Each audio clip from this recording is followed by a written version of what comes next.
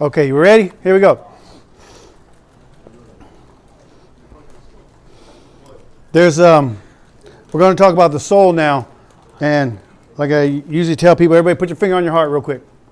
Put your finger on your heart. We're talking about this. What is the effect of sex up here? This is one of the most pivotal classes I teach because the Bible says, I think it's up there. Nah, it ain't up there yet, but Proverbs 4, I think it's 4:23. And Proverbs 3:5, it says, trust in the Lord with all your heart. Trust in the Lord with all your heart. And 4:23 says, guard your heart, for out of it issue all the concerns of life. Everything starts right here. This, very important that you understand this. This right here is a sum total of who you are. We're not talking about your spirit. Your spirit is a thing. It's what you are. Your soul is who you are. It's your identity. You are a sum total of everything that you've felt, concluded, learned, experienced. That's what, and this is why this is important. Just sexually speaking, how much misinformation have you been getting? How many bad things have been absorbed? So check this out. There's a movie here, Fireproof. Beginning of the movie. Anybody not seen this movie? Wow, that's all. You guys should take time out to go watch their movies because all of these movies with, what are the brothers called? The Kendricks brothers. All their movies are great. Courageous, Fireproof, Flywheel, Facing the Giants. They're all really good movies. Say again? Yeah, these are all good movies. And this one is Fireproof. And it starts out, opening scene. They're in an estranged marriage. They're living together, but they're not having sex or anything like that. And so he comes home and there's no food. And he's yelling at her saying, I work hard, there's no food. And she's saying, well, I don't know what your schedule is. You're never home. You don't buy groceries. And so I don't know what to buy.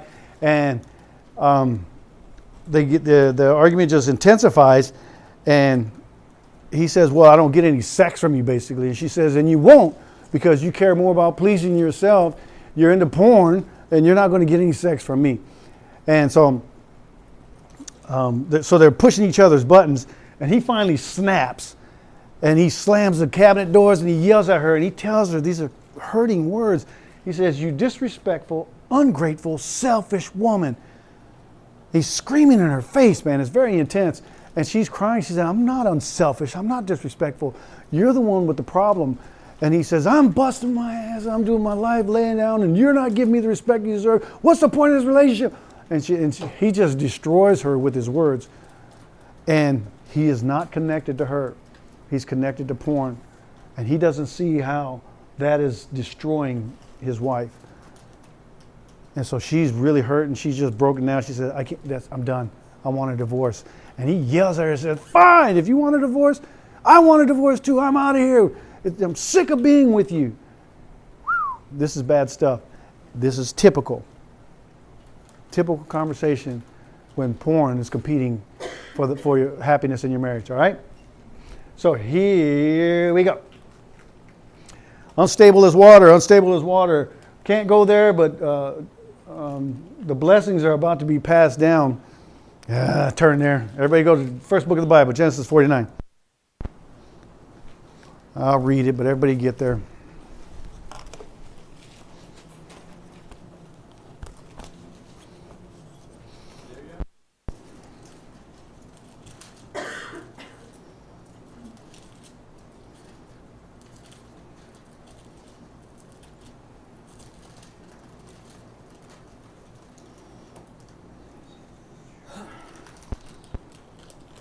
You guys with me?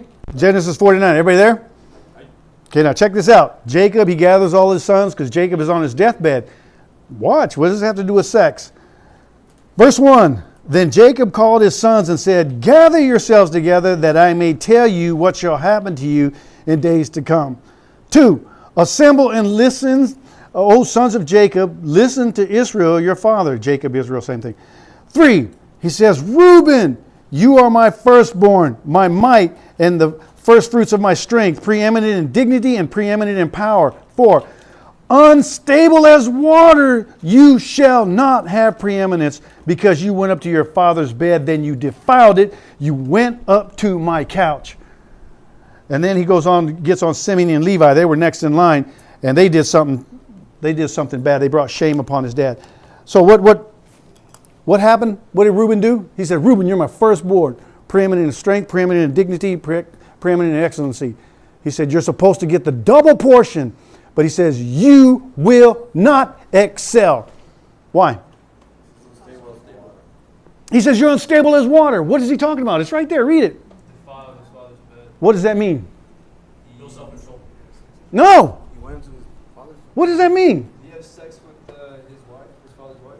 That's exactly what he did. That's what that means. You went up to my bed. You went up to my couch and you defiled it.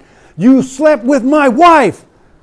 My son, you slept. It was one of his concubines, but it's his wife. He says, you slept with, you're my son and you slept with one of my wives. Unstable? And that's where I get this illustration from right here. Because I want to show you something. These are all decisions that you make. Okay, let me just, before I get going. These are two characters right here. Guy A, guy B. This can also be marriage A, that can also be marriage B. Okay, what you need to understand about marriage, about character, what is a character? A bunch of decisions made. What's your character? Come on. A bunch of decisions that you have made throughout your life. Come on, give me more. He said a bunch of decisions. Give me more. Huh? What makes you? Give me more. The way you present yourself. All this is true. I just got through telling you what your character is. This is your soul, your character. It's a sum total of all your decisions, all your experiences, right? And so, when we make, put it like this, every single decision you make, how many decisions have you made in your lifetime? A lot. Probably billions. Probably can't even count them all, right? How many have you made just this year? A lot. Okay, just from the moment you woke up this morning, how many decisions have you made? Probably hundreds, if not thousands, yeah? What about, here's the thing about decisions, because you made so many decisions just today. What's important about your decisions is because every single decision you make is either going to be a good decision or a bad decision. Good decisions are like bricks that go into your foundation. These are a bunch of good decisions. It's stable, yes? Bad decisions, like compromising decisions, are like weak decisions. Foam, brick, sponge, right? And so, between these two characters, which one is stronger? Guy A. And so the storm is going to come and hit these characters, test these characters. Where are these characters going to fall? The weak decisions, because those are weak points, weak decisions that you made. What I'm getting at is, just sexually speaking, what does your wall look like? Just sexually speaking, what does your wall look like? Most people, it looks like this. Right? I'm not here to throw stones at you or anything like that. I'm here to tell you, I got this illustration because what happened years ago, God showed me after, well, Sandy and I, we have an awesome marriage. I pray that you have a marriage, even half as good as mine or even better than mine. Because if you do that, you're doing something good. I don't know anyone, and we know a lot of people that are as happily married as we are, that got it going on. I have chaplain friends, I have pastor friends who they just don't understand how can Sandy cook for you Negroes every week. Because she's bought into the vision and she lays down her life for you guys. She's been up all night cooking all the meatballs and whatnot, and she's on board with ministering. And I've got pastor friends who say, how did you bring your kids on board? Your kids come to your church and your kids believed in what you're doing, and your kids were a part of everything. Your wife is a part of everything. How do you do that? Because my family's not on board. I pray you guys have a wife like that or a husband like that. And so, as happy as our marriage has been, going on 38 years, right around I'm ballparking, right around the 15-year mark, God convicted me and said, apologize to Sandy. Just random, out of nowhere. Apologize to Sandy. What? Apologize to her for what?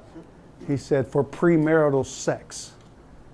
Premarital sex? That was a long time ago, Lord. Apologize to Sandy.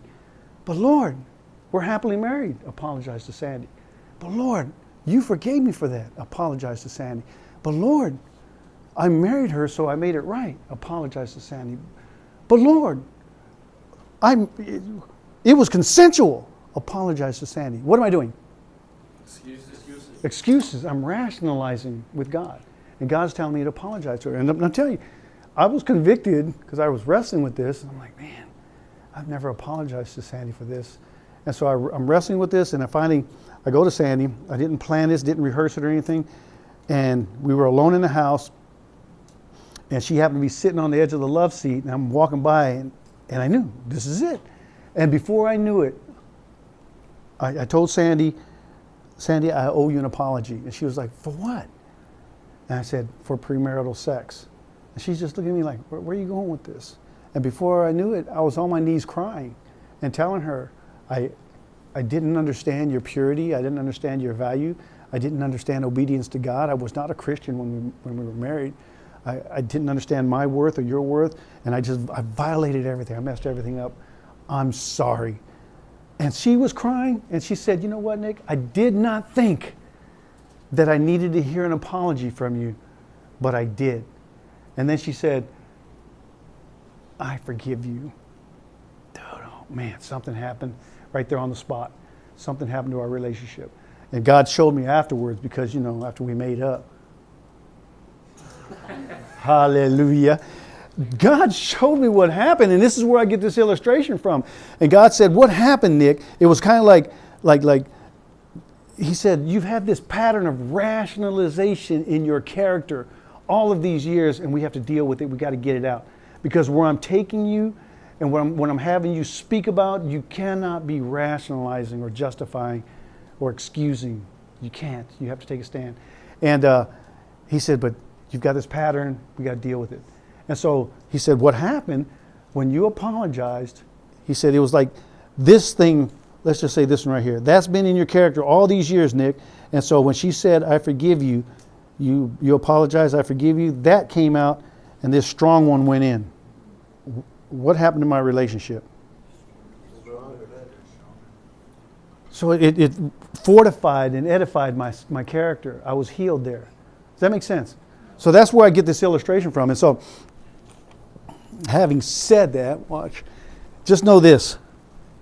Every decision you make is going to either enhance or diminish your quality of life.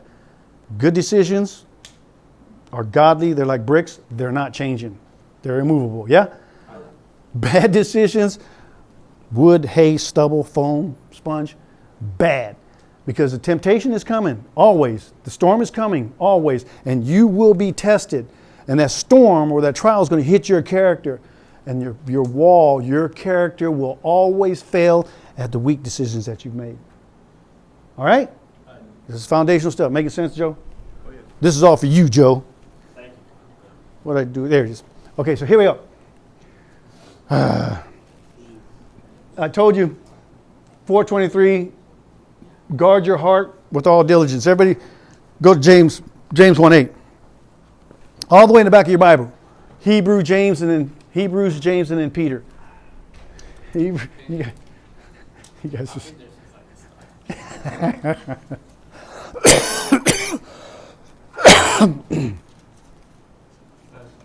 Sir. You're also referencing in Luke 6 where he's talking about one who listens to these words of mine, puts them into practice. It's like Oh yeah, those are good decisions. this house on a rock. That too. I've never done that, but you're right, because understand. Just a side note. Everybody look at me. Every act of obedience on your part will increase your faith. Every act of disobedience on your part will diminish your faith. And that's what he's talking about. Where was that at? Luke what? Luke chapter 6. Luke chapter 6. That's good. Okay, so who's got James 1:8? Nice and loud. Their loyalty is divided between God and the world. And they are unstable in everything they do. Okay, more bottom line translation, literal. King James. It says, a double-minded man is unstable in all his ways. A double-minded man is unstable in all his ways. That word is right. Let me see. Did I put it up there? Why isn't it up there? There it is right there. Daisukos, double-minded. Daisukos. Daisukos. What does DI mean? Not drill instructor. Two. Pair. Give me some examples. Divide, divorce, dilute, dissect, right? Die. So, what's sukkos? Say it. Psyche. It means psyche, your psyche. And so in saying a double-minded man is unstable in all his ways, means a split psyche, a split soul. That's what this is right here. This guy right here, let's say he's ungodly, let's say 90% of the time, which means he's godly only 10% of the time. This is one complete person, one complete soul, but whatever the issue is, it could be just sex. Let's say 90% ungodly sex, 10% godly sex. Got it? So this is a split soul. The problem with the soul is guard your heart with all diligence. A double-minded man is unstable in all his ways. In possession, in your patience, you will possess your soul. Jesus is speaking here. He says, in your patience, you will possess your own soul, right? But in your impatience, you're going to lose your soul. You guys tracking? I'm really flying through this. And I'm bouncing around, but I want to slow down a little bit. So this is what your soul is. Your soul is basically three things: your will, your intellect, and your emotions. That's what your soul is. This right here. Basically three things: your will, your intellect, and your emotions. Just understand that your will, that's a fancy word for doer. Intellect, that's a fancy word for thinker. And emotions, that's a fancy word for feeler. So basically, your soul is your doer, your thinker, and your feeler, correct? Right. Okay. What happens when our soul gets compromised like this right here? What happens to my doer and thinker and feeler? You become unstable. It's kind of like when you guys have ever heard of people, not you guys, but everybody else, it's a New Year's resolution, and the New Year rolls around, and what are some resolutions that people make? Lose weight. Lose weight. Going to work out more. Going to pray more. Going to save more. And what happens after a week or two? Wah, wah, wah. What happened to your willpower? You didn't have the willpower to keep going. Your soul has been compromised. That's why you don't have the strength to keep going. Because your soul, that's why I'm telling you, this is one of the most foundational classes I teach. You ever wonder why you keep struggling with masturbation? Why you keep struggling with that sin? It's because your soul has been compromised. Is this making sense? Bridget, making sense? All right. So this is your character. It's formed by every single brick, every decision that you make. It's a foundation and it's a record. Now look, between these two right here, guy A and guy B, just sex, where sex is concerned, are these guys the same or different? Different. What does his record prove about sex? Stable. He's patient. Give me more. Committed. Disciplined, obedient, that's a big word. Definitely trustworthy. God-fearing. Reliable. Okay, guy B. Immature. Double-minded. Undisciplined. Impatient. Ignorant. Dishonoring himself, dishonoring God, dishonoring people around him. You see the difference? And so, which one is better set up for success in marriage? It's not complicated. It's really not complicated. All you have to do is be honest with yourself and look at your track record and admit, boy, there's a lot of mess. I need to change, Lord. Lord, take over. Heal me, forgive me, restore me. Because if this is you, because I can ask you right now, which one are you?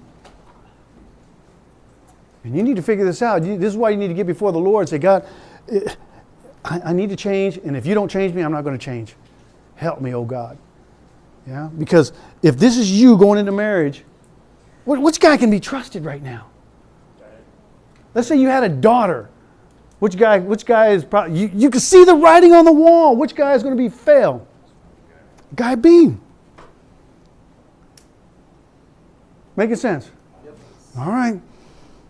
I hear people say, what this represents, now let's call these couples that are dating. That's they're dating couple A and couple B. What does couple A look like? They're not even married yet. What do they look like? Firm foundation, strong, dependable. Can they trust each other? Yes. A lot. Couple B, they're dating. What's happening here? That's definitely flesh driven. So what's going to happen here? Because these people sit there, they're definitely going to fail and fall. One of the things, you know what these are right here? They're not even married yet. They're already cursing their foundation with sin. These are curses in your foundation. I know I'm guilty of this. And so I had to examine and say, God, get this stuff out of my character. Get this stuff. Forgive me of this. I repent of this. I repent of this. Change me, oh God. Yeah? So I meet people who say, watch this. I meet people who say, met a lieutenant, young female lieutenant. We were on a plane out of Naha. We were about to fly out of Naha. And she said, I just came over here and I visited my fiance. And it was a great relationship. And oh, it's so good. And I think this is going to happen. This is the one. And I asked her, so how many relationships have you been in before? She said, well, this is my third relationship. And she said, but everything, the other relationships were good too. I really, learned a lot from those relationships. I said, so wait a minute. Are you telling me that that almost made it to the altar? She said, yeah, that one too, yeah. She said, but this one might go all the way to the altar. And she said there was sex and compromise, all kind of stuff here. I said, isn't that bad? She said, no. She said, this and this, A and B, prepared me for the success of C. Is that true or false? What's wrong with this? Because I didn't know it at the time. I learned, this was about 20 years ago, and I learned. I was like, wait a minute, and I woke her up. Because she fell asleep, and she stumped me. Because I'm like, wait, that's not right. And I'm praying, like, God, show me. I get it. And I'm nudging her. Oh, you're awake. I did. Oh, you're awake. Okay, you said, and so let me talk to you about this. What's wrong with this, A and B? Because she said the communication was there, and we learned so much, and then resolution conflict, and we did some things together. And so basically I learned a lot here. It made me a better person for this. Come on, is this true or false? False. But then back it up. They had bad foundations. Huh? Bad foundations. Explain. How is A and B bad? They weren't godly. Give me examples. Like, they didn't last. Sex. That's a big one right there. Explain. Because if they really were good relationships, then they would have made it to the altar. She said, I'm practicing for the real thing. That was practice for the real thing. Was it practice? No. What was she really, Like to play. what was she practicing for? Divorce. Divorce. Where's the divorce at here? Separate each one. Breaking up right there. That's a divorce. And you broke up here to get to there. That didn't make it. That's another divorce. And that's what I told her. I said, you're practicing for divorce. She went, I never thought of it like that. Give me more. If she thinks those relationships really were good, she's going to keep looking at guy C and thinking like, this guy has this quality, but you don't have that. So Come on. Okay, so she's with this guy. Let's say this makes it to the altar. Will A and B relationships compete with C? Yes. How? Oh, absolutely it will. How? Standard. Huh? It's like a standard. Give me more. What do you mean standards? Like what he did, what A did, and what B did. C better do that. Plus A lot of comparisons here because now she's been exposed to guy A's ways, guy B's ways, and now she's with this guy, and this is a part of her now. And so she's been conditioned and programmed by these guys. What? Well, I'll get more into this in a minute. You see this? This is not, when they talk about body count doesn't matter. Well, they're absolutely lying to you. And these people, I'm not necessarily talking about OnlyFans, because OnlyFans is, they're different. They're whores. They're prostitutes. And so that's what they do. So that's like kind of going to Las Vegas and saying that they're all good women because they're out there prostitutes. No, it's not. You're a prostitute too. You're just on social media. That's all. You're a prostitute. And they say, I got 1,000 bodies, so it don't matter. I've got 300 bodies. I got 500 bodies. What's the big deal? Not a big. It's a huge deal. You're lying to yourself. But the normal woman it still destroys a woman. I'll explain in a minute. That fly. Okay, here's the cost. When we sin and we do all this stuff right here, Proverbs 6:32 says, whoever commits adultery lacks understanding and they destroy their own soul. Whoever commits adultery lacks understanding and they destroy their own soul. One translation says self-murder. So when we commit adultery, we're watching porn, masturbating, multiple partners, friends with benefits, booty calls, OnlyFans, all this other stuff. And we're destroying our own soul. It's self-murder. Every time. Yet why do we allow it? Because we don't see the death, that's why. And then, without getting too deep in this, what it is, you have what's called glory. And it's your essence is what your spirit possesses. It's glory. It's the presence of God. It's glory. And what happens when we sin, our glory is diminished. Our essence is diminished. And so we lose more and more of our glory the more we sin. And then it's like we wonder why we struggle so much. So if you study this out in 1 Samuel 4, the Hebrew children were at war with the Philistines, and the Philistines were whipping their tail.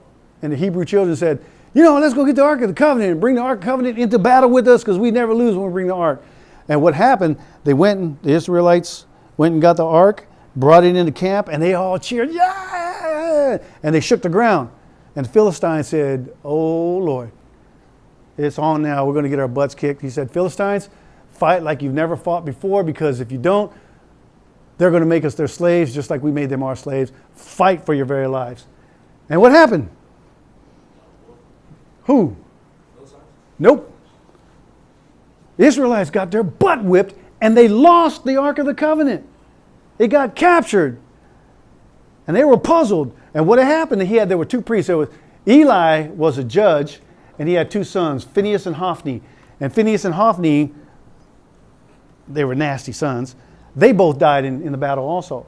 And a messenger left the battlefield, went running all the way back to where Eli was and told Eli. Eli said, what happened? What happened? Eli was old and he was fat and he was sitting in a rocking chair. He said, what happened? He said, what happened to the ark? And he says, well, first of all, we lost the battle. Second of all, both of your sons are dead and the ark has been captured. At that time, Eli fell over backwards and broke his neck and died. His daughter-in-law was pregnant and she called the baby, and the daughter died in childbirth. She gave birth to the baby, but she named the baby Glory Departed. Glory Departed, because the Ark of the Covenant was taken. Glory has left Israel. That name right there means Ichabod. She named her baby Ichabod because Ichabod means glory departed, which means kabod means glory. Ichabod means glory departed. And so when you read this right here, what that's talking about, it says, where sexual sins are concerned, you're being hunted. And you're like a bird being sent to the trap. And you're unaware until a dart strikes through your liver. That word, kabod, means liver. Translation, liver. Is liver an important organ? Are you sure? It's absolutely vital. What's unique about your liver? Wait, say it. Doesn't it fix itself, dude? No.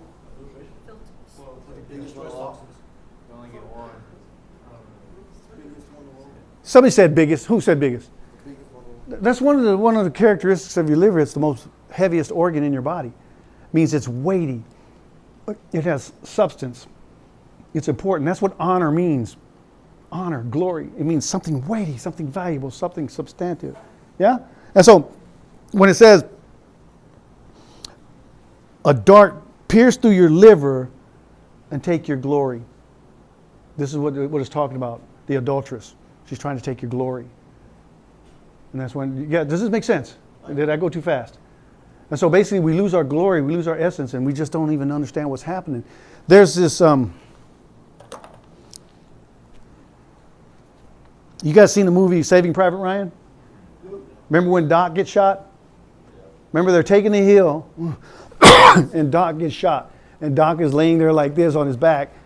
And what did Captain Miller, they're trying to figure out the hole goes in here but goes out his back. And what is Doc saying? You guys remember? So you gotta help us save you. Right? Who's Doc? Come on, you got to help us save you. And he says, put your finger in the hole.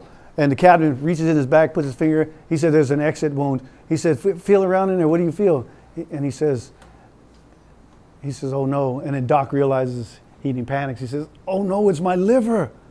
What does he know right there on the spot? He's a dead man. He knows I'm a dead man. And all they could do is just kind of give him medication and morphine because he's dying. He's in pain. As soon as he knew it was a liver shot, he's dead. This is what sexual sins are. They're liver shots. They take your glory. So there's this principle I put up here, the now or later principle. Now or later principle. Basically, all pleasure costs you something. All pleasure costs you something. For pleasure, you have to pay for it. You're going to pay for it now or you're going to pay for it later. Now here's the point. For legitimate pleasure, you pay first and then you've earned the pleasure. For illegitimate pleasure, you're going to get the pleasure first and then you have to pay for it. Got it? All pleasure costs you something. Make sense? Okay, time out. Everybody stand up for a second. Okay, do a couple 360s. Okay, turn around and face someone and slap them a couple times. Okay, go ahead and have your seats. Okay, go ahead and have your seats. This is that's for your own good. And so the now or later principle, all pleasure costs you something. If you want an ice cream cone at the food court, do you get to just go behind the counter and get it and then eat it and then pay for it? No, you have to pay for it first. I mean, if you did that, they're going to watch you. Oh, you're going to pay for that before you leave. You're going to have to pay for it because you can't do that, right?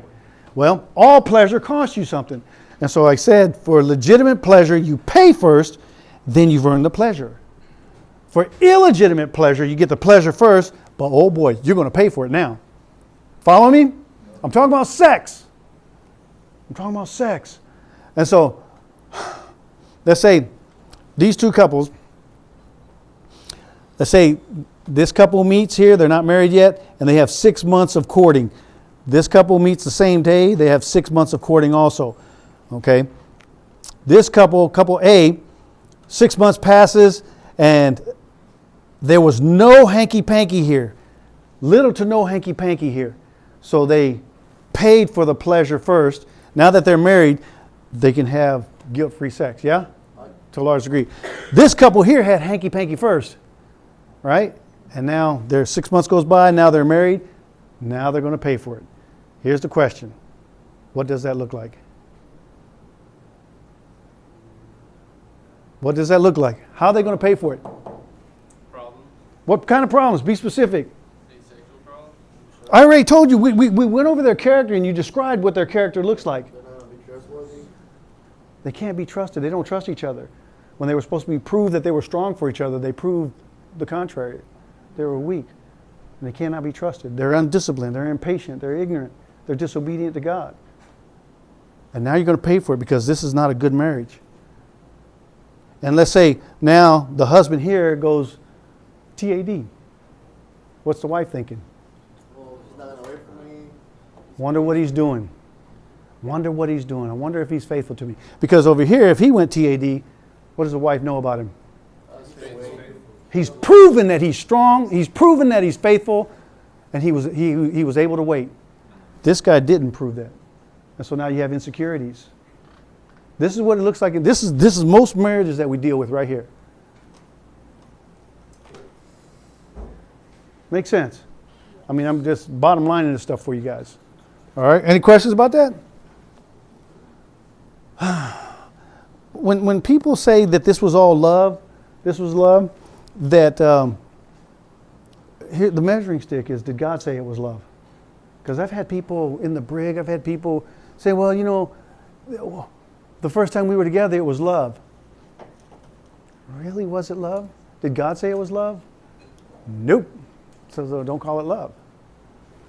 Okay, Here we go. Watch this. For soul ties,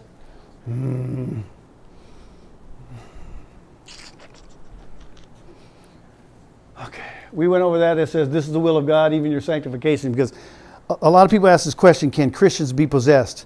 Just to fast forward, I say yes, simply because we're a three-part being, and where I see possession take place in Christians is not in your spirit. That's where you're connected to God. Possession takes place in your body and in your soul. That's where possession takes place. And possession isn't anything wild. It's just not anything wild. It's simple. See? Possession. This is possession. I have possession of him right now. And so this was a contract. He agreed to take my hand. He agreed. So now as a demon, I say, you gave me permission to operate in your life. So and that's it. I'm stuck. He's stuck with me now. Do you have the mental capacity to convince me to let you go if I'm a demon? Do you have the physical strength? No. Do you have financial strength? No. Is there anything you can do to convince me to let you go? No, there's nothing you can do except Jesus Christ. That's the only thing. Jesus Christ is Lord. Jesus, forgive me of this sin. Forgive me of this ungodly covenant that I made. I'm sorry, Lord. And the demons have to let go. We'll get back to that in a minute. So, this is, when we're talking about possession, there's your body, there's your soul, and that's your spirit right there. Possession, this is the will of God, even your sanctification, that you should possess your own body in sanctification and in honor. There's your body. In patience, you will possess your soul. In impatience, you're going to lose your soul. And that right there is talking about sex as a spiritual mystery, and the two become one. And so they're talking about possession there too. So here's some words for connecting: join, fuse, tie, bind, marry. All sex marries you. Soul ties. We're going to talk about soul ties. Soul ties are psychological, emotional, physiological dependency. Sometimes it's spiritual. It's a captivation of your will, intellect, and emotions. What's your will? You think you're doer. No, this is what's your will. Your doer. What's your intellect? And what's your emotions? So that's what it's saying. It's a captivation of your doer, your thinker, and your feeler. And so there's good soul ties and bad soul ties. There's godly soul ties and there's ungodly soul ties. And sex is the primary means of establishing soul ties. Some of the most powerful soul ties you can have are through sex. Because Aaron and I, we have soul ties. Joe and I, we have soul ties. We have soul ties. All of us. We're tied. But they're not sexual soul ties, right? When you talk about sexual soul ties, now you talk about marriage on those three levels I was telling you about. So one of the things that happens here when there's these, you guys know what laws are, right?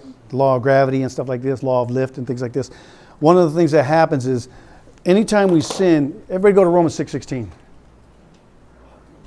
Romans 6:16. Very important. This is referred to as the law of yielding and bondage. You got it, Doctor? Yeah. You got it. Romans. John, Acts, and then Romans. And Joe, could you read that? Yes, you can. Romans 6:16. Hang on. Look left and right. Look behind you. I got it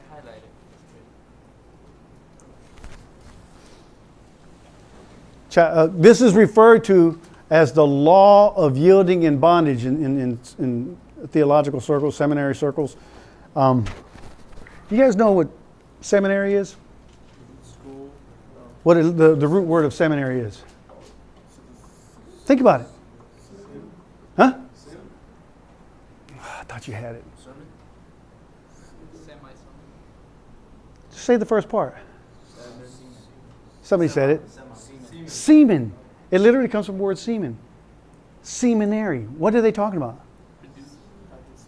Produce knowledge. Say it. Planting seeds. Seed. It's a place where you go get seed planted into you. This is called the incorruptible word of God. Seed. That's what seminary was about. Getting that planted in here. Go ahead. Does it relate with synagogue? Synagogue is a different word. That has to do with agoge, like the 300 with the agoge. Synagogue. It's a place of training. Synagogue. That's a church place of training to make warriors. Not a bunch of pansies. Okay, ready? Nice and loud. Romans 6:16. Don't you know that when you offer yourselves to someone as obedient slaves, you are slaves of the one you obey, whether you are slaves to sin, which leads to death, or to obedience, which leads to righteousness. You hear that? It says whatever, again, this is referred to as the law of yielding and bondage. Whatever you yield to, you become a slave to it. If you yield to bad stuff, you become a slave to bad stuff. If you yield to good stuff, you become a slave to good stuff. Henry, come up here for a second.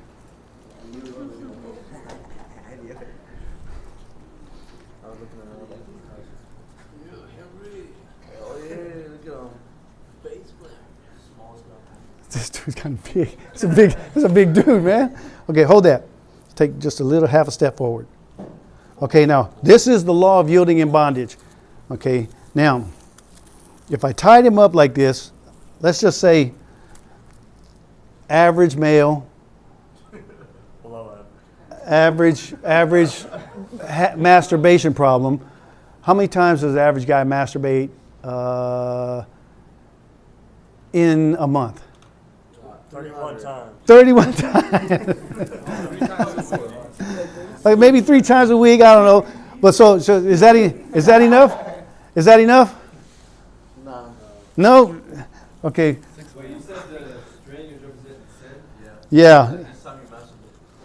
Okay. Well, this is the law of yielding and bondage. And so let's say he's yielding to bad things, right? It could be lying. And every time he lies, it's like another strand goes around him. Every time he lies, is the situation getting better or worse? Worse.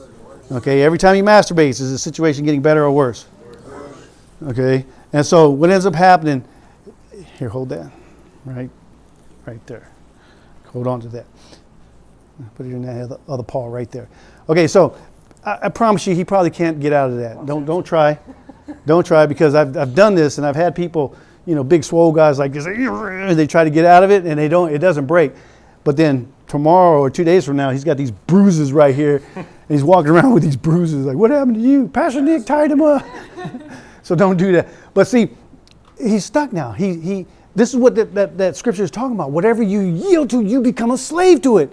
So if you continually masturbate or you continually sinning, whatever that is, it's like this thing goes around you again and again and again and again and again. And is your situation getting better or worse?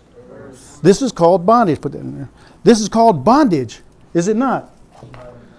And the situation it gets worse. And so over a lifetime, what do we look like? Like a mummy, basically. And so how can we get out of it?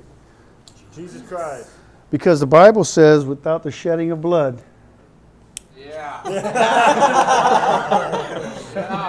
Jesus' blood, not yours. And so without the shedding of blood, there is no remission of sins.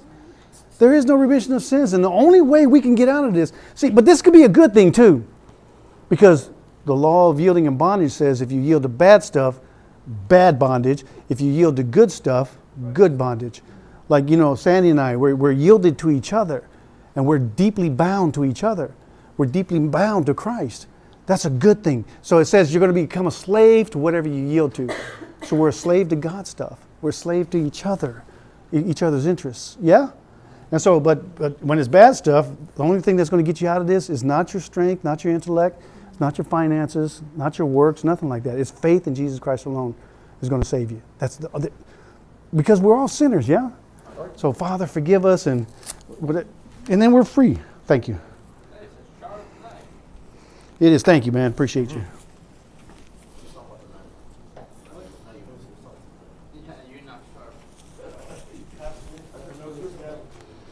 So, I know who stabbed the guy in Canopana. Just give it to you can throw it away. That's the law of yielding and bondage. Galatians talks about this law of sowing and reaping. It says, you read Galatians, it says, be not deceived, God is not mocked. Be not deceived, God is not mocked. Whatever you sow, you will reap. If you sow to flesh, you're going to reap flesh. If you sow to the Spirit, you're going to reap things of the Spirit. What does it mean to sow? To put into time. To plant. Who said plant? That's exactly right. It means to plant. And so here's the thing. If you're planting flesh, you're going to reap flesh. It's kind of like you're planting cucumbers, but you're expecting. This is It's like this guy right here, he wants to live happily ever after. He's not planting happily ever after seeds. So you're a fool to think life is going to turn out okay for you if this is what you're doing. These people over here are planting happily ever after. These are going to produce fruit in their lives. Right? And so whatever you put into motion, God says, it's kind of like if you plant tomatoes,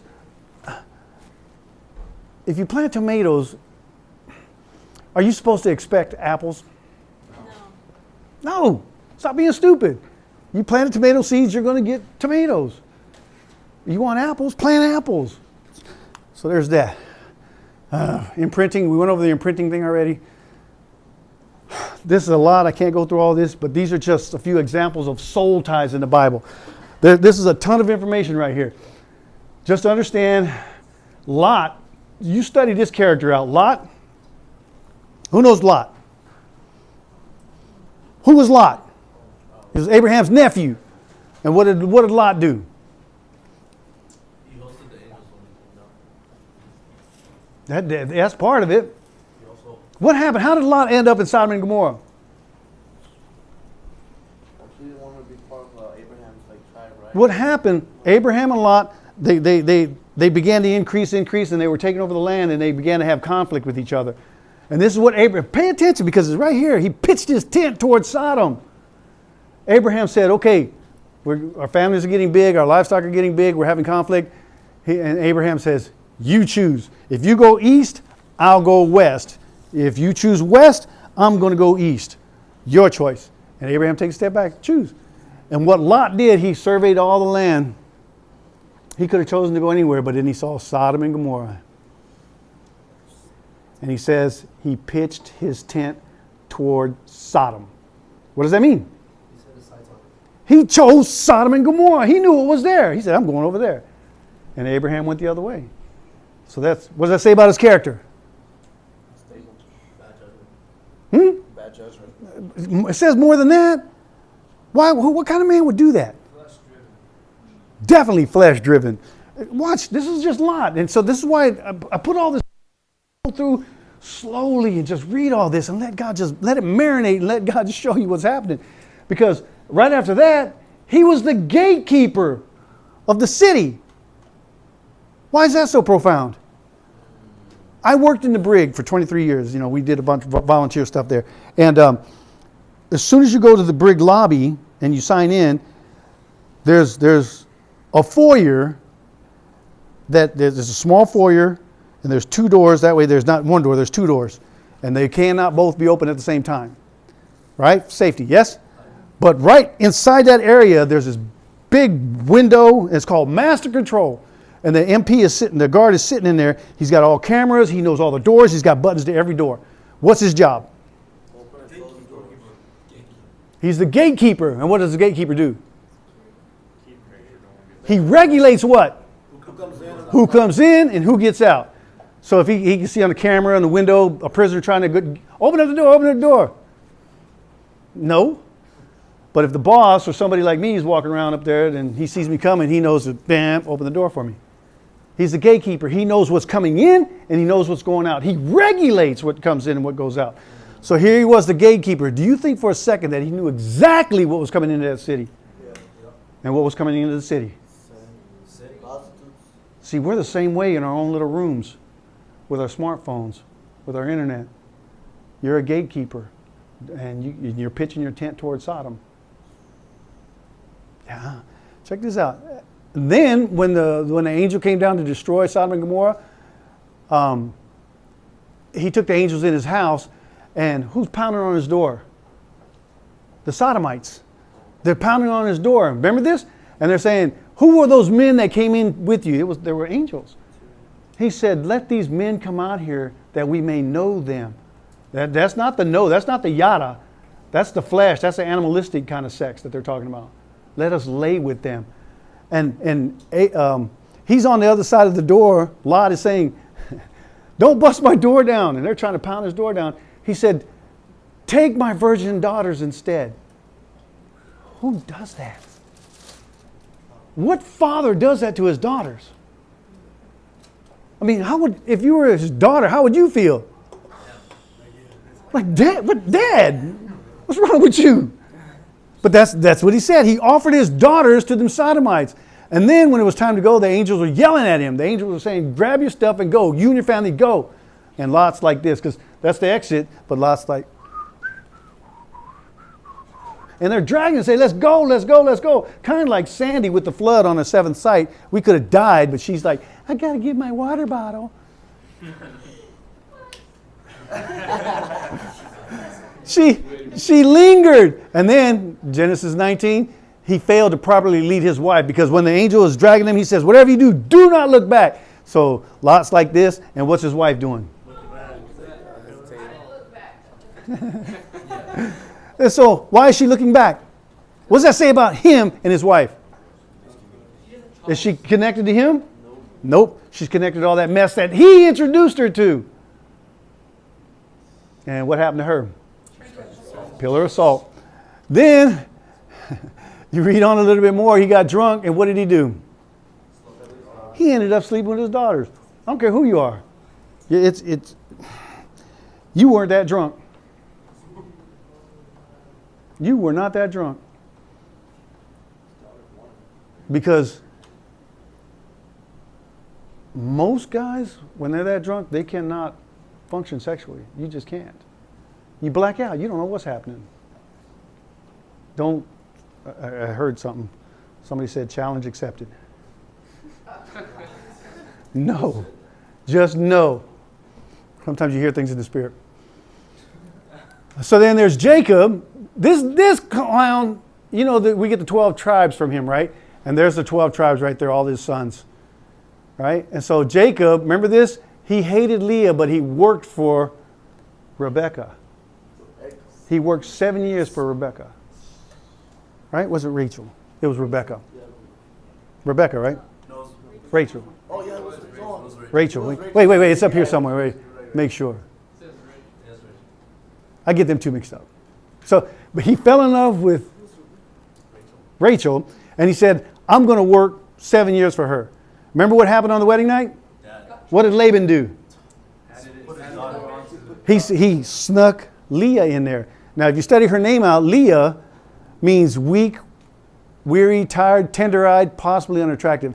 One translation says she has a sloped eye, so maybe who knows? There's a lot of commentaries about this, but she was not attractive at all. She was not appealing. And dude slept with her that night. And then he wakes up and he says, in the morning, he's like, what have you done? You tricked me. Oh no, I didn't know it was her. Whatever, I don't believe that. And so he says, well, Laban told him, in our custom, we have to marry off the older daughter first. And so you're stuck with her, you have to work another 7 years. So he worked another 7 years for Rachel. So he worked 14 years for Rachel. What does that say about Rachel? What does Rachel think about that? He really loves me. What does Leah feel knowing that Dad had to trick someone into marrying her? Ugly, worthless. Yeah, and then the whole community knows that, dude, and then when they see her, they're like, you're so ugly that Dad had to trick someone into marrying you. So she's the talk of the town. But see, now, Leah's walking around, and Leah's the one having all his sons. Look what she's naming. She was deceitfully married off. Her soul is tied to Jacob, but he doesn't love her. Matter of fact, it says that he hated her. One translation says Jacob hated Leah, but he's sleeping with her. Dr. Edwin Lewis Cole called that vaginal masturbation. Just an act. He's just having sex with her. And she kept producing boys. And so here she names her sons in an attempt to join and gain his affections. She said the first son was Reuben. Behold, a son. My reward now is my husband's love. Simeon, God has heard my cry and saw that I was hated. Now my husband will love me. Levi means to be joined, entwined to my husband because I've given him another son. Judah means praise. Now I'm going to praise God because I gave him another son. Issachar, this is a reward because I had another son. I'll get a reward. My reward will be my husband. Zebulun means dwelling place. My husband will live with me now because I've given him another son. What is she doing? She's trying to get kids to him so I can get the affection of him. She wants his love, and he doesn't love her, though. And so these are examples of soul ties. She's soul tied to him. This guy, Shechem, raped Dinah. He raped her and said it was love. He raped her. That's not, you can't call that love. And what happened the very next couple of verses? He said, Shechem, his soul clave for her. He desired her. And he was like, oh, I got to have her. I love her so much. It wasn't love. You raped her. But Shechem went to her brothers. The dad didn't do anything about it. So the brothers took Simeon and Levi, took things into their own hand and said, well, if you're going to marry our sister, then you and your whole city of men have to be circumcised. And so the man said, okay, we'll get circumcised. And I don't know if you know that an adult man, when he gets circumcised, after about 24 hours, 48 hours, he's immobile. His junk is so swollen he can't move. And what they do when all the men of the city were immobilized, they killed them all. Killed them all. And then if you read that back when we went over the blessing, and he said, Reuben, you're my firstborn, excellency of my dignity, preeminent in strength.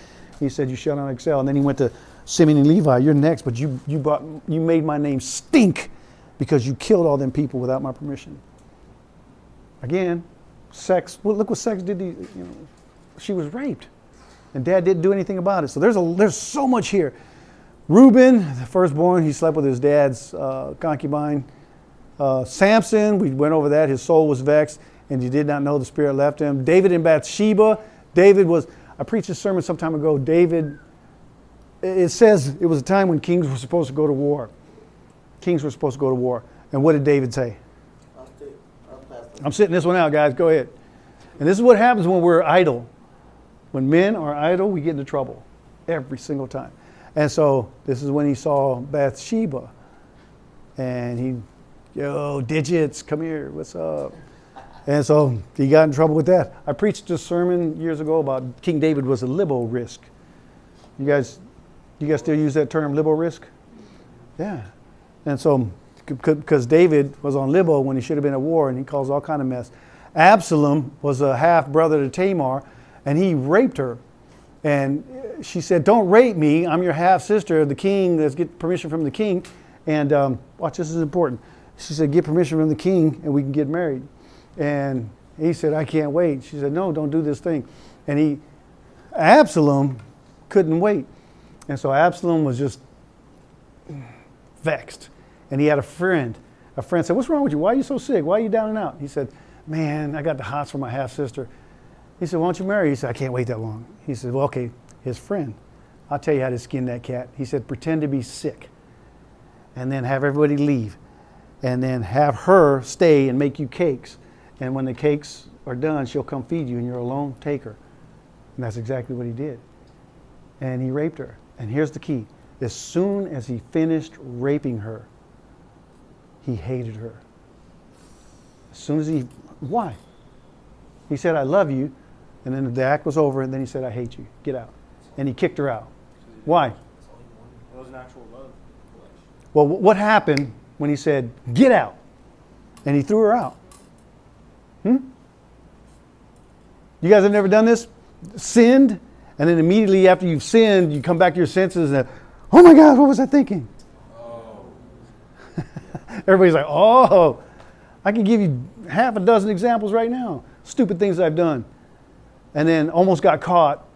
And then after the smoke clears, I was thinking clearly, my conscience catches up. That was just the dumbest thing ever. What were you thinking? That was stupid. We had a Marine on Hanson. Sandy knows. There was a Marine on Hanson. He met a Japanese girl out in town. Didn't want to sign her in. Convinced her to get in the trunk of his car. Drove through the gate. Had sex with her. Put her back in the trunk of the car. Took her out the gate. Dropped her off. And this Japanese girl is waiting for a phone call. He never called her back. What's wrong with this? What's wrong with the girl getting in the car? Getting in the car, in the trunk of a car, giving up sex, and then waiting for a phone call. What's wrong with her? Her character, her value, her self-esteem. What's wrong with her? Zero. Nothing's there. And she's waiting for this knucklehead to call her. As if this guy is any good. Why would you want him to call you after he put you in the trunk of a car? Now, what kind of guy does that? Puts a girl in the trunk of a car. He's not a good man, huh? Dude, I got tons of stories like this. So there's that. And then Judah, I told you about him, how he slept with Tamar. So there's all that. Examples. Here's some effects of soul ties. This is very important that you understand what soul ties are, because first of all, your soul is the payment for sin. I'm going to get into the spirit of whoredoms next. Your soul joins the spirit of whoredoms. You're attached. You're married to the whoredom, the domain of the whore. You destroy your souls. Your soul is shattered. That means your will, your intellect and emotions, your doer, your thinker and your feeler, they're tattered. There's that 3-level possession. Remember that? Body, soul, and spirit. This is the big one right here. All these comparisons. I've asked people this all the time. Let's see if you guys catch this. These are soul ties right here. Guy had sex with girl A, B, C, D, and E. Married girl F. Will this affect that marriage? Yes. How? We've gone over some of this. How? You won't forget about those other ones. What do you mean you won't forget? You're right. Like, that he associates all these other 5 with sex. Sure. So while he's having sex with the right woman, even if that is the right woman, Yep. it doesn't mean that he's going to forget about all these That's exactly other right. experiences. Yeah, and you're going to have fantasies that compete with this. And so basically, it's something like as simple as girl A was the best kisser ever. I've talked about this. She's a really good kisser. Right lip lock, right PSI, right pressure, everything was going on there. That's the best kisser ever. And so now she didn't kiss like that. She didn't kiss like that. And my wife doesn't kiss like that. Problem? Yes. Can this guy say, you know, honey, can you kiss me like girl A did? Can you do that? No. This girl, she was flexible. Honey, can you? Can you? Nope. This girl can dance like this. Can you do this, limbo? You can't do that. And yet here you are, you're thinking about all this stuff. These are all comparisons. You know, this girl, best breasts, best legs, whatever, and now you're with her, and she's not like that. See? But all this competes with this. Go ahead.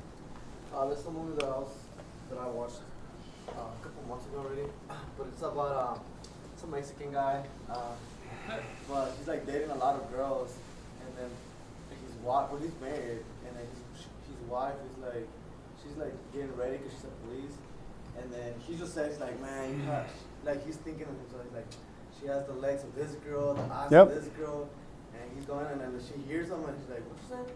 No, nothing. Dude. I love you. But like she knows that like he was talking about all these girls. Yeah. And she doesn't have like sex with them because Yeah. she knows that he'll think about all these women. Yep. That's exactly right. This is what happens. Good.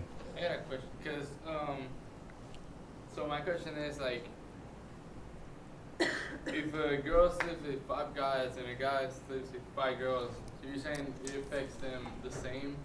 Well, yeah. Because, Well, like, if you go, I'm just saying, if you go with like biblically wise, like you see a man always marry a bunch of women, but you don't see no woman with like a bunch of men. mm-hmm. And then, I mean, this explanation they do nowadays, they say like a man is not emotional like a woman. So for a man, it's kind of easy to like, let's say he slept with 5 women, but once he's with one, he can commit to her. But a woman will do like the oxytocin, whatever, that she just leaves that in each man. And it's like, it's different emotionally for a man and then for a woman.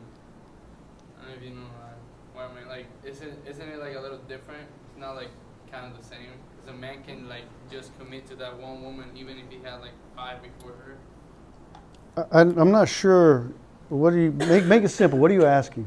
I'm asking like, because you're saying that we like if a man was with like 5 women, he's gonna be looking at something that the other 4 provided Okay. that maybe that one doesn't have. Okay. And the same with a woman, but a man is more simple than a woman, so a man can just commit to that one woman, even if whatever happened in the past. No. You can kind of commit still to that one woman without even No. thinking about it. I don't believe that for a second. Because if a guy has slept with 5 women, this guy is tattered. What a guy can do, we can compartmentalize. We can turn this off and just focus over here on this, but it's still there. The damage is there. We just choose not to think about it. This is like one of the biggest things that guys can do. That when we're overwhelmed and we have a problem, one of the biggest things we can do is stop thinking about it. Well, I'm tired of thinking about that. I'm done with that. Let me just turn it off. I'll come back to that later, and we'll go over here and just think about something else. Women can't do that. They can't. So that doesn't mean it went away. And this guy, he says, I can just focus on this right now. Yeah, but don't, guys. This is what most guys. This is why they think they got away with it, because it doesn't affect the guy. Guys can, sleep around and it doesn't affect them. There's still damage. The guy's just stupid and doesn't know it. That damage is going to catch up to him. But it doesn't bother us the same way as a woman who sleeps around with 5 guys. A woman who sleeps around with 5 guys knows she's destroying her soul. A guy kind of ignores it, but his soul is being destroyed. So, yeah. You had something? What are you going to say? Oh, just like really quick. It's like the movie that you talked about us also. It's like this guy going to a new job, and he sees like a red-haired girl. Oh, yeah. And then, you want to explain it better. Yeah, there's this movie, Devil's Advocate, with Keanu Reeves. I don't know if you guys remember this movie. Older movie. Keanu Reeves, Al Pacino's in it. Al Pacino's the devil. Keanu Reeves is his son. He's half demon or something like that, an Antichrist kind of kid. But he doesn't know it. But he has this authority. He's a lawyer and he's undefeated, so he's really hot. And so he's down in South, and he brings him. He gets a promotion, goes to New York with his blonde wife, Charlize Theron. And so now Keanu Reeves is a hotshot lawyer, and he's being taken on a tour of the international law firm headquarters, all sort of stuff. And he's walking through the offices and everything, and he's big old ego, big old pride, because this company spent millions of dollars to get me on their team, and he just doesn't know what's happening yet. And as he's walking through the offices, his wife, blonde, is at home, but he's looking through the offices. He looks over in the international Italian office. There's a redhead Italian lawyer, and they look at each other and they have a moment, and it's kind of a flirting moment. They're like, ha.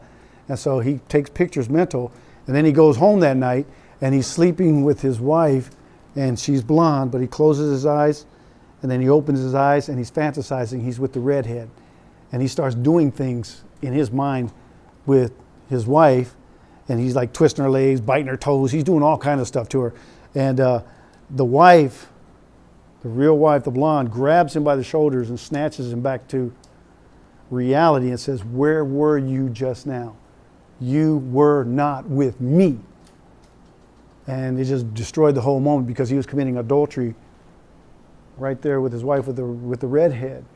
Makes sense? So this kind of stuff, it's the damage is there, man. All right. Indicators of soul ties. If you want to know if you have a soul tie, you need to examine your own past relationships and things like this. When you have unhealed memories, you look back and you smile at some things, or you have pain about some things in your past. That's an indicator of a soul tie. If you just kind of look back, and matter of fact, it's your favorite memory. You're sitting there by yourself and you feel like rubbing one out, and you think about, oh yeah, that's a good one. I'm gonna keep that one. That's a soul tie. Or one that hurts you all the time, and every time it comes up, there's pain. That's a soul tie. Same thing with, you can't focus because you're constantly just so consumed by that thing. There's a compulsion to return. It's like you're addicted to a bad relationship, and you keep going to these bad relationships. There's a soul tie. You've been programmed, you've been conditioned. Imprinted frame of reference. Sometimes, how many of you have ever heard a song? It's an old school song, maybe 5 years ago, and as soon as you hear that song, you're back down memory lane. Soul tie.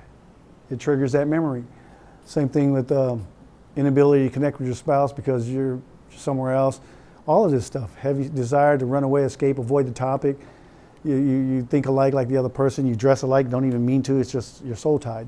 There's a lot there. Here's pornography. Remember I told you about these ideas. Again, losing your soul. Your will is your doer, intellect, your thinker and feeler, all this good stuff.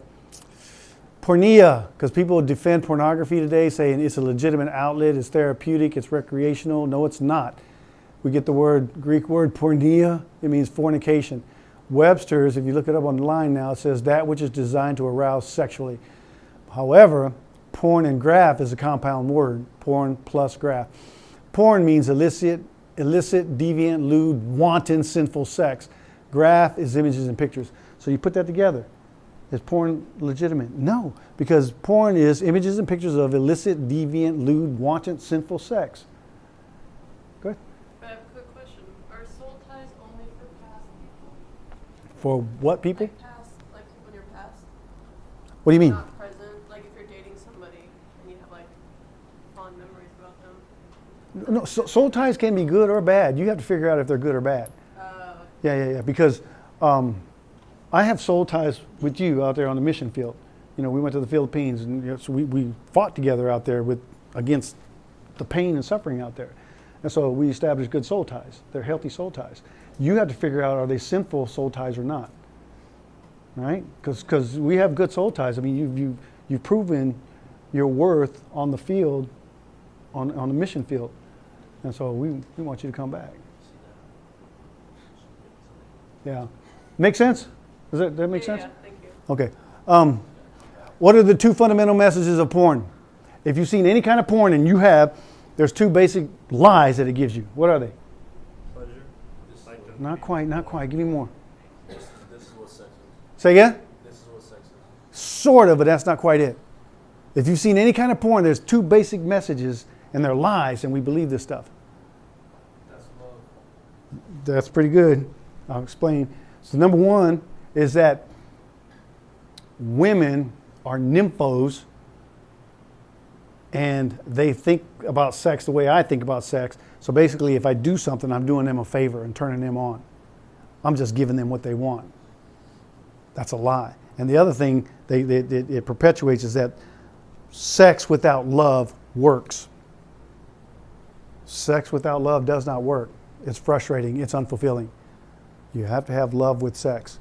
If you don't have love with sex, it's just going to tease you. When I said that women are secretly nymphos, more guys, I'll explain this in a second. Look, I said most guys that we talk to, they believe all porn is fantasy. All of it is fantasy. All of it is fantasy. All of it is fantasy. Some guys go, well, no, I've seen some porn, it's kind of real. All of it is fantasy. You're sitting here arguing, because I've had people argue with me saying, well, no, it's just keeping it real. Stop it. Stop it. Just stop it.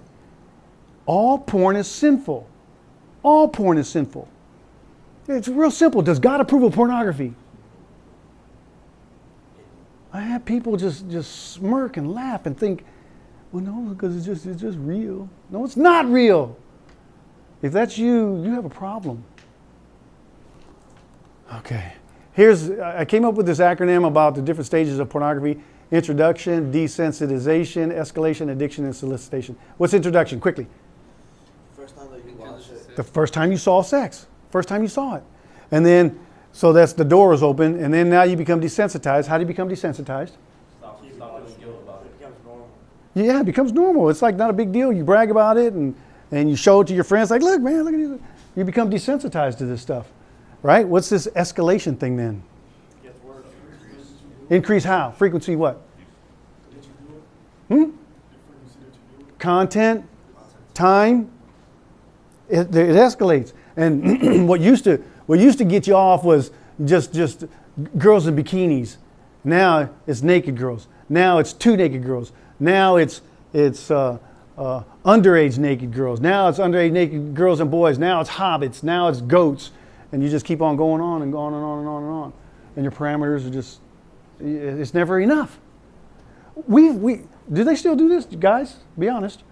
You over here on UDP, we haven't done this in a long time because we used to do brig ministry, but it came up all the time in brig ministry.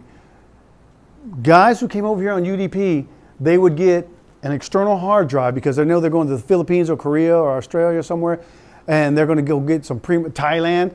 And they got this tetrabyte, is that what it's called?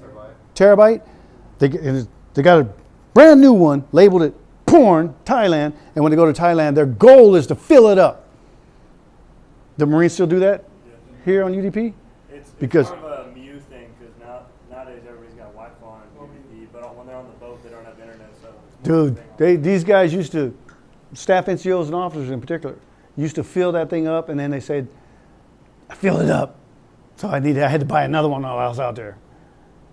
How many images of porn can you get on a terabyte? A lot. How many videos of porn can you get on a terabyte? 1,000 gigabytes. How many? And so these people are just, what does that say about all this porn coming in here? Dude, it's conditioning, it's programming. And I told you, it's fantasy right here. That's all that escalation stuff, because that escalation leads to addiction. What is addiction? You can't stop. You can't stop now, and you want to stop. How many, don't raise your hands, but how many of you have tried to stop masturbating and couldn't? And you're still struggling with that thing? I already know. All of you. It's just a thing. It's just a thing. If that's not you, you're probably lying. Here's the bad part right here. This is where people get into trouble, this solicitation. What does that mean? You see the progression? What is solicitation? Say it. Apply what? You begin to apply what you see in porn. Fantasy replaces reality. You got so much porn on the brain that you say, that's what girls want. The girls are freaks and I got to do them a favor. And so you begin to try to apply this stuff to girls. Try to put it on your wife. Underage girls, underage boys. You try everything. That's every single time. That's where they get in trouble right there. MPs, guards, singles, doesn't matter. They all get in trouble. Make sense? We talked about that. Flesh is selfish, self-centered, traumatic masturbatory syndrome. You know where erectile dysfunction comes from? No. We explain. Because they have all this Viagra and stuff now, right? What's the point of why? What happened? I'll tell you right now. I already know. What you were saying You earlier, don't get turned on anymore? this is the only thing that satisfies you, so you've built to that, so now you can't have like... You're right. Give me more, because you guys aren't really nailing it. They have erectile dysfunction now. You know why? There shouldn't be a comma right there. Erectile dysfunction. You know why they call it, why it's erectile dysfunction? Because what happens when you have so much porn on the brain, it's like this thing is spinning wheels, spinning wheels, spinning wheels. And this is what happens. You like sex. You want to have sex. The problem is you got this thing revved up, going 100 miles an hour, that when you're actually having sex with a girl, could be your wife. I know this has happened. And you're trying to have sex with a girl, this won't stop. And you're trying to enjoy the moment, but you can't enjoy the moment because it's all fantasy is greater than what's reality that's in front of you. And this thing is spinning out of control, and all these images, and you're thinking of, the twins, the cheerleaders, and you're thinking about, the threesome, and you're thinking about the black chicks, the Chinese chicks, the Asian chicks, and you're thinking about the midgets and the hobbits and the goats, and it won't turn off. It won't turn off, and it's right there, and you love sex. You want sex. And then you panic because you can't concentrate. You're panicking because you want it, but right here, it's stuck. And you can't fast to one image. And you panic and you lose your erection. I promise you, as God is my witness, that's exactly what's happening. And so what do? We want you to go invent a pill so I can have a constant erection. That's what's behind that whole movement right there. And they spent millions and billions of dollars trying to study this out. I could have told you this 20 years ago what was happening. Sandy?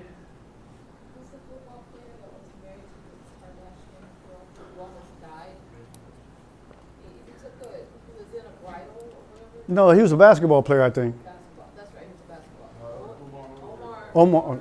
Lamar Odom. Lamar Odom, yeah. Yeah, he said, I was a poon hound. Yeah, and he was in this Brothel. brothel, that's what it's called. And he was taking Viagra and all that stuff. Yeah. He literally almost He said, he testified, he said, I was made for sex. All I want is sex. I'm just going to die having sex. I just sex all the time. I'm a poon hound. That's what I want. And he had Viagra, and he almost died of a heart attack with an erection. And he said, this ain't worth it. I almost died for real. It ain't worth it. He kind of woke up. I don't know what he's doing now. But anyway, there's that. Okay, we're about to get into the spiritual stuff. All right, you guys okay? Throwbacks from this. That's a lot of information. I really flew through it. Throwbacks. Quickly, quickly. I really like the 5 stages of porn. What are those 5 stages? Introduction, Ideas. desensitization, escalation, addiction, and solicitation. Mm-hmm. Good. What else? About that one too, that like a lot of people don't realize that that's like the steps that they're taking, and then until it's like way too late, and then like, oh man, I messed up already and all that, and they don't know how to fix it. Okay. You can be fixed. If that's you and you're struggling with this stuff, this is what I know about this pornography habits. Most of what men have is a habit. Habits can be broken. This is why I do the cowboy challenge in here. What that means is that if you can go 30 days without masturbating, you got this thing done. You got this thing defeated. But you got to intentionally,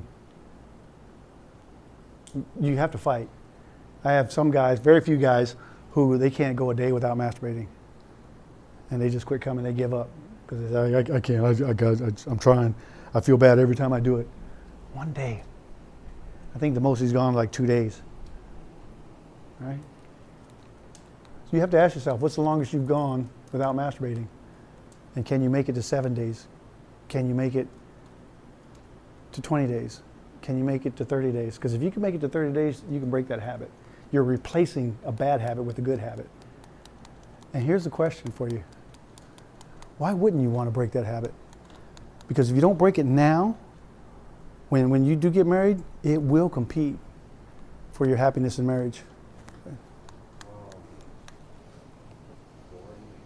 Porn means illicit, convenient, lewd sex, and then graphic image pictures. Mm-hmm. Anybody else? Go ahead. Greek word for pornographic is porneia, for fornication. Yeah, fornication is porneia. Yeah, spot on.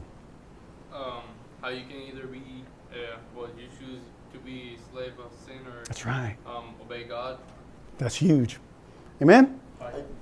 Okay, so just quick break, and we're going to jump right into the spirit. You guys okay with this?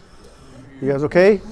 We're rounding third, and we're going to take third base and then take a quick break.